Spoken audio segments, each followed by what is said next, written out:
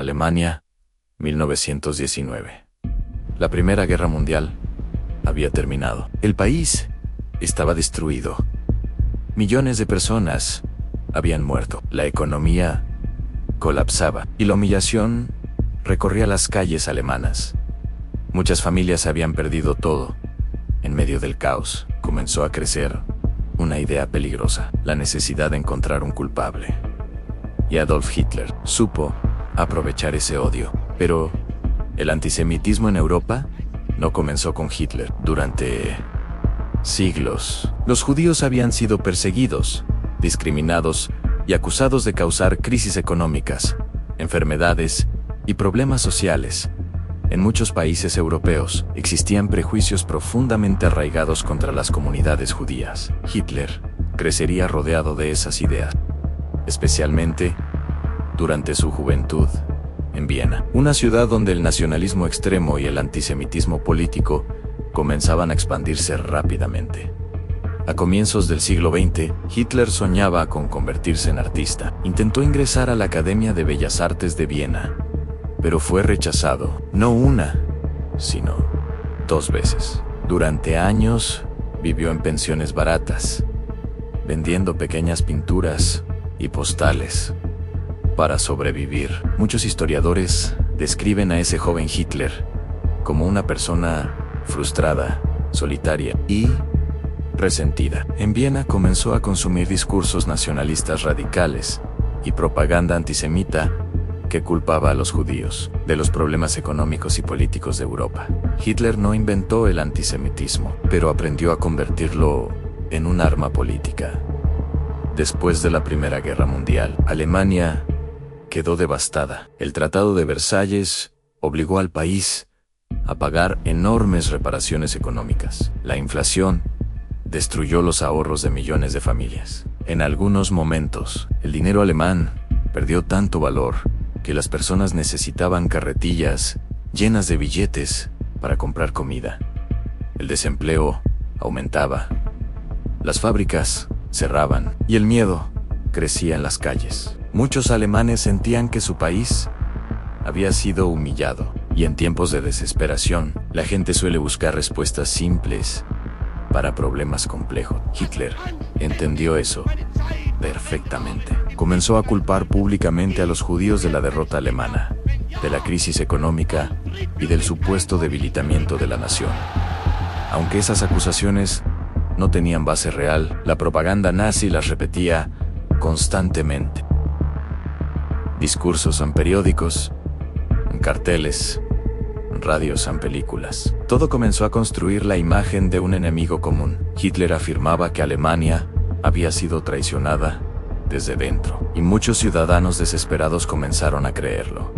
En 1923, Hitler intentó tomar el poder mediante un golpe de Estado conocido como el Putsch de Múnich.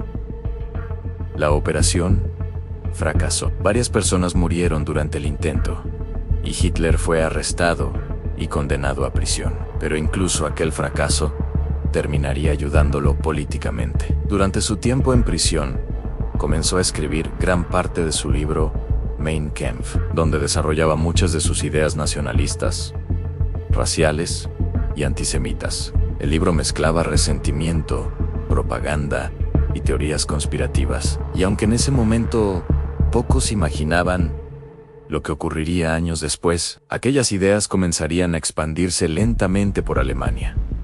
A comienzos de los años 30, Alemania atravesaba una de las peores crisis económicas de su historia. Millones de personas estaban desempleadas. La desesperación crecía cada día. Y en ese contexto, Hitler comenzó a presentarse como el hombre que podía rescatar a Alemania. Prometía trabajo en orden, orgullo nacional y recuperar el poder perdido del país. El partido nazi utilizó campañas masivas y propaganda moderna para ganar apoyo. Hitler era un orador extremadamente hábil. Sabía hablarle al miedo, al enojo y a la frustración de las personas. En las elecciones, millones de alemanes comenzaron a votar por el partido nazi. No todos apoyaban el odio racial al principio. Muchos simplemente querían estabilidad económica y un gobierno fuerte. En 1933, Hitler fue nombrado canciller de Alemania, y aunque después utilizaría la represión y la violencia para consolidar su dictadura, gran parte de su ascenso inicial ocurrió mediante apoyo político y elecciones. Poco después, comenzó la transformación total del Estado alemán. Las ideas antisemitas dejaron de ser simples discursos políticos. Comenzaron a convertirse en políticas reales. Los judíos fueron expulsados de trabajos públicos. Se prohibieron negocios.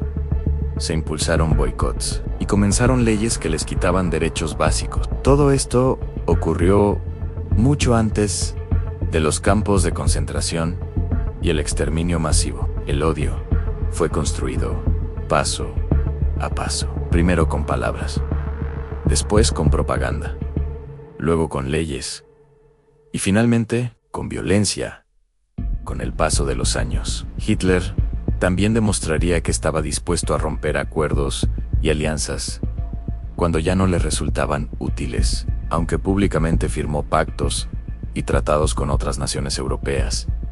Muchos terminarían siendo ignorados, incluso después de firmar un acuerdo de no agresión con la Unión Soviética. Alemania terminaría invadiendo territorio soviético en 1941. Para Hitler, las alianzas políticas parecían ser herramientas temporales, no compromisos permanentes. Esa combinación de propaganda, ambición y traición terminaría empujando al mundo hacia una guerra devastadora. Uno de los aspectos más peligrosos del régimen nazi fue su capacidad para transformar prejuicios antiguos en una maquinaria política gigantesca. Millones de personas terminaron aceptando ideas extremas como si fueran normales, porque la propaganda no solo buscaba convencer, buscaba repetir el mismo mensaje una y otra vez, hasta convertirlo en parte de la vida cotidiana. La historia demuestra que el miedo, la crisis económica y la manipulación